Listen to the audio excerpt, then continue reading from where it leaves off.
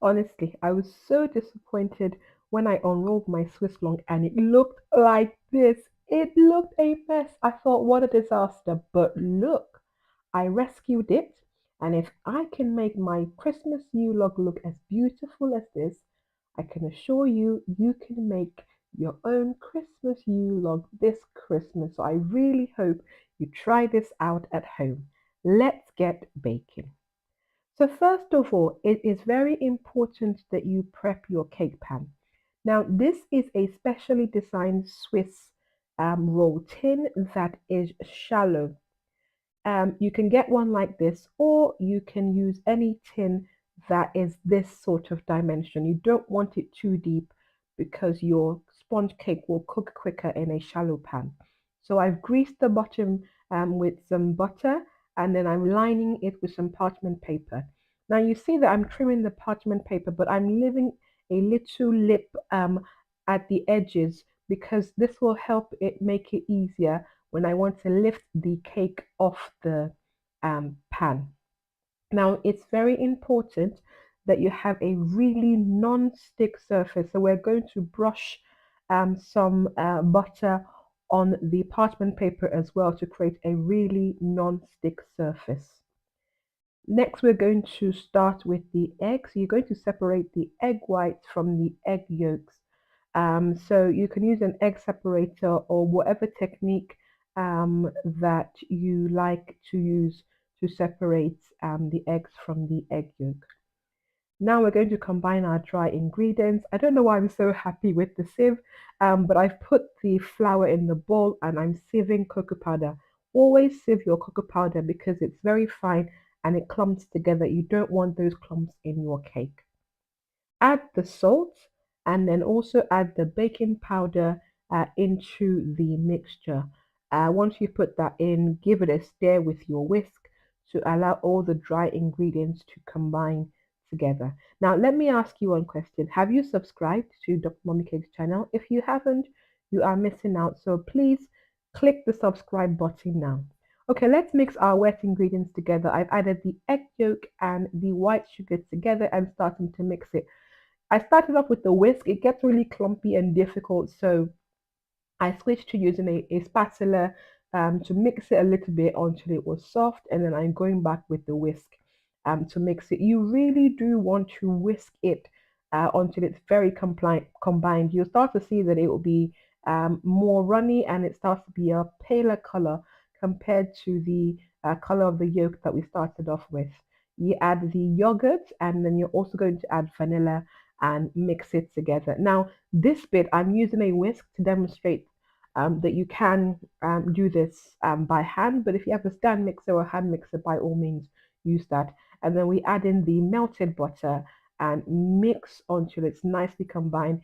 It will look like custard. Next, we're going to whisk up the egg whites. Now, this is where having a stand mixer you want to whisk the comes egg in white handy because until it will it's a save you stiff time and peak. effort. So that means that it peaks when you lift up your mixer whisk. You'll see that the egg white just stands on it and it doesn't droop down. This is the consistency that you want. So it looks like literally fluffy clouds. And now we're going to combine it all together. So first we're going to add the dry ingredients in with the wet ingredients and mix that until where it's well combined. It will look thick and gooey like a brownie type mixture, but don't worry. This is what it should look like at this stage. We're then going to gently start to add the whipped egg whites. And you can see when I say it looks like a fluffy cloud, this is what we say stiff peaks. Now, the way that you mix the egg white is what we call folding. It means that you literally just gently want to fold it into the mixture, not rigorously mixing it like you would your normal batter, but gently just sort of folding it in on itself really gently.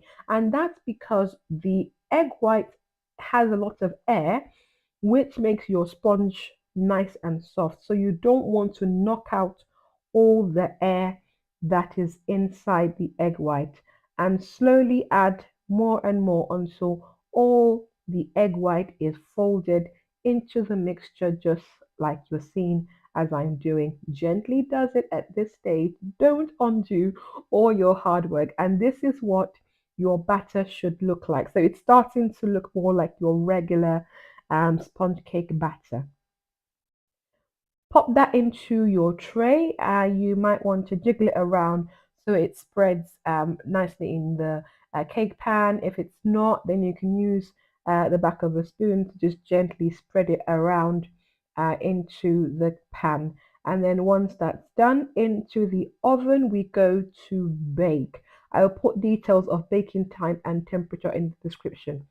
Now, while your cake is baking, it only takes 10 to 15 minutes. You want to start to prep the surface that you're going to roll the swish roll on. Now, it's very important that you have a very non-stick surface. So I'm using a piece of parchment paper that's large enough for my cake, and I dusted it with some cocoa powder so that the cake won't stick. Now, once your cake is done, you need to act fast. You want to look how happy I am. It smelled so good. I knew it was a good cake. So you want to flip it onto the prepared work surface. Be careful, don't drop your cake. And then you want to roll it literally as soon as it's out of the oven. Now it's very tricky because it's really hot. So be careful. You can see the steam coming out from the cake. Be careful. Don't burn yourself. Now, some recipe techniques will say roll your cake on a clean kitchen towel. It just doesn't sit well with me, so I'm using parchment paper, but I'm also using the kitchen towel just to protect my hands because honestly it's proper hot. But the reason why you want to roll your Swiss roll when it's hot is so that it retains the shape. So just go gently like I'm doing, and just roll it. So when you're rolling it, you want to roll it nice and tight. And then once you've rolled it, you're going to allow the cake to cool completely before you start the second part of decorating. Now, this is where I made a mistake. So I was doing other things at the same time, and I left the rolled Swiss roll for quite a long time. So it completely cooled down, and that was why it stuck to the parchment paper. So I would say probably leave it in there for an hour or so. That's more than plenty.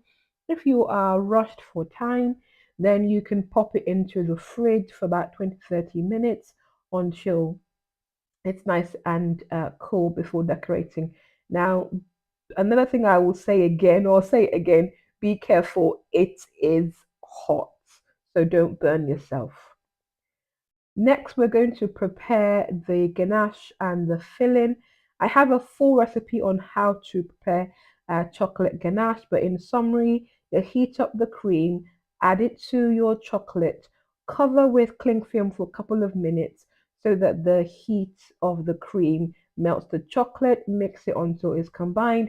But for the full details, click the video showing up at the top of your screen or check out in the description section. Next, we're going to make the chocolate flavored whipped cream.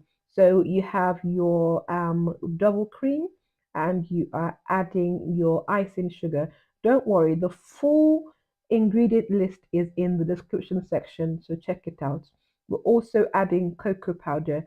Now, it's a basic filling, but you can make it even more exciting. You can add things like, liqueur, hazelnut liqueur, or Irish cream to spice it up a little bit more, or you can just go with the simple cocoa powder like I'm doing, and you want to whip it up until it's nice and thick, and that is your frosting.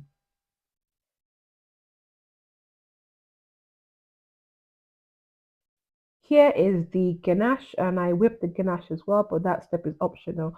Okay, so on rolling, I've already told you what I did wrong, and if you make the same mistake, don't worry. Honestly, Swiss roll either works or it doesn't work. You can do everything right, and it still may not work. But like I said, don't despair. You can actually put it all together, I promise you. Even if it looks like a mess, a disaster like this, don't chuck it away. don't stress. We are going to patch it all together with our buttercream. And the beauty of a Swiss Yule log is that it looks rustic. So nobody will even know that you had trouble with your Swiss log. So here's what you do. Put some of your frosting in the filling in the middle and just basically, roll it back into the shape of a log and use your frosting to act like some glue and just pat it together to make a Swiss log. Now, looking at it now, you think this does not look good, but remember, you're going to be covering the entire Swiss roll with your ganache so nobody will know. We're going to create the branch pattern, so you just want to cut out a small section of your Yule log and you're going to stick it to the edge so that it looks like a tree branch. Be careful so that you don't mess up the branch side, and then you're just going to use your frosting, or you can use your ganache to stick it to the side, and then we're just going to decorate the whole process. So you can use the ganache to basically cover the surface. So you start off using your um, spatula to spread it all across the U log, and then once you've covered the entire top surface side of the branches, you don't cover the log bits. Then you use a smoother to basically just smoothen it. Now it doesn't need to be perfect and smooth like your cakes, because again you want a rustic natural look. I'm using a fork to basically roughen up the edges so that it looks like a log, and then I'm finishing up with a slight dusting of cocoa powder to make it look even nicer. So you can start to see that this Yule log is looking pretty nice and good. And the final last step is to decorate it.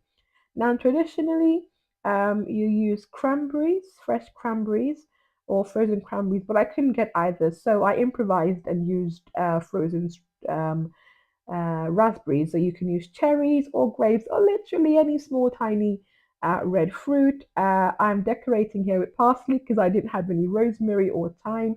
That's the alternative. And here is my beautiful Yule log, and it tastes absolutely delicious. So make sure that you try this for Christmas.